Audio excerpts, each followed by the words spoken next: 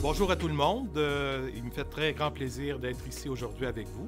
Mon nom, c'est Jean Bernatchez. Je suis un politologue spécialisé en éducation et un professeur-chercheur également à l'Université du Québec à Rimouski, spécialisé en administration et politique scolaire. Aujourd'hui, donc, je vais vous parler d'un état de situation locale à la rubrique Où en sommes-nous? L'intention de la communication, donc très brièvement, c'est de présenter une méthode qui va vous permettre de dresser un état de situation de l'usage d'éthique pour l'apprentissage. Je débute d'abord avec la mise en contexte, si vous voulez. Donc, un état de situation, c'est pas tous les gens qui sont conscients de l'importance du changement qu'il a apporté. Il faut vraiment qu'il y ait une légitimité du changement, se questionner sur le pourquoi. C'est la phase, justement, du diagnostic éveil, où on questionne le pourquoi. Pourquoi changer? Une bonne façon de faire, donc, c'est d'utiliser une stratégie de leadership. Il y en a une qui me semble particulièrement intéressante, qui a été proposée par une auteure des HEC, Edith Luc, qui propose le concept de leadership partagé. Qu'est-ce que le leadership partagé? 7 grandes stratégies autour de ce concept. D'abord, se libérer des conformismes. On le sait, quand on est un agent de changement, on doit véritablement se libérer des conformismes de toutes sortes. Appliquer l'apprentissage en T. Qu'est-ce que l'apprentissage en T? C'est d'y aller en profondeur et de façon transversale également. Donc, ne pas se concentrer sur l'objet, mais véritablement pouvoir y aller un petit peu plus en profondeur et de façon transversale.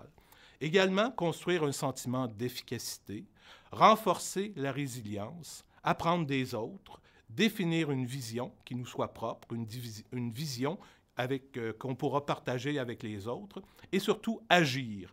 Donc, le leadership, c'est orienté non seulement sur l'autorité, mais également sur la légitimité. Il faut vraiment que les personnes à qui on s'adresse adhèrent à notre vision des choses. Il est important d'agir dans ce contexte-là. Le leader ne fait pas que faire, le leader est là également pour faire, mais avec les autres. Il y a toute la question aussi de ce qu'on appelle la littératie numérique, la cybercitoyenneté, qui sont des concepts très intéressants à explorer quand on fait un état de la situation, justement, pour justifier le pourquoi des changements qu'on propose. Qu'est-ce qu'il faut faire maintenant pour qu'une implantation soit réussie? Robert Bibot, qui est une personne qui a travaillé très longtemps au ministère de l'Éducation, s'est intéressé particulièrement à cette question-là et il arrive avec un certain nombre de paramètres qui est important à considérer si on veut implanter de façon réussie donc un changement technologique. Une volonté politique affirmée qui va conforter les gestionnaires dans leurs efforts, des ressources financières importantes aussi et qui seront annuellement assurées pour plusieurs années. Donc, c'est important qu'il y ait tout cet aspect-là de la pérennité également. Des ordinateurs nombreux, performants, fiables, accessibles, branchés en réseau. C'est désormais incontournable maintenant que l'ensemble de ces ordinateurs-là soient branchés en réseau. Des applications puissantes aussi, stables, conviviales, qui offrent l'accès à des ressources numériques de qualité. Également, de l'information de soutien en bonne quantité et selon un flux qui sera constant, un flux qui sera régulier. Un plan d'intégration, fruit d'une complicité entre les partenaires, donc l'ensemble des partenaires, les enseignants, la direction, les conseillers pédagogiques, bien sûr, et les responsables technologiques, et aussi du temps.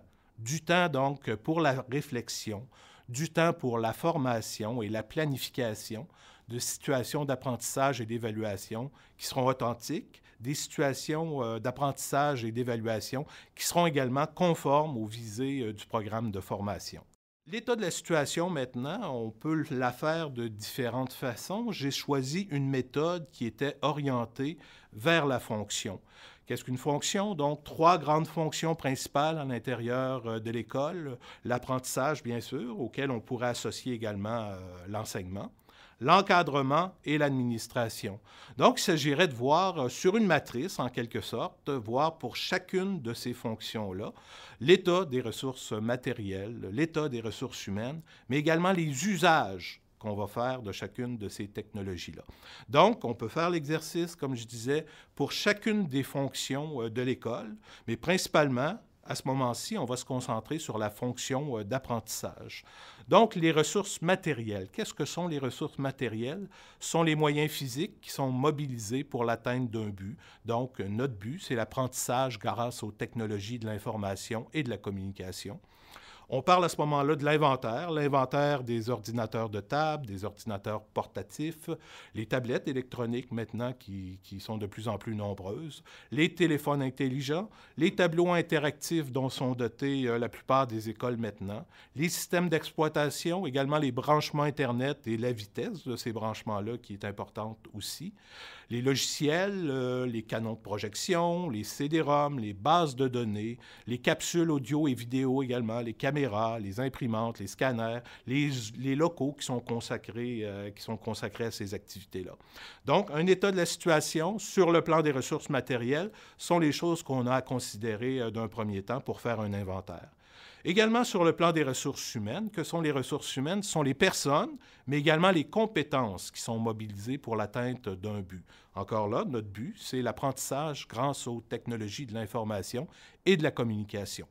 On parle à ce moment-là des enseignants utilisateurs qui peuvent être de différentes catégories. Donc, il peut y avoir des novices, des personnes expérimentées, des personnes expertes également.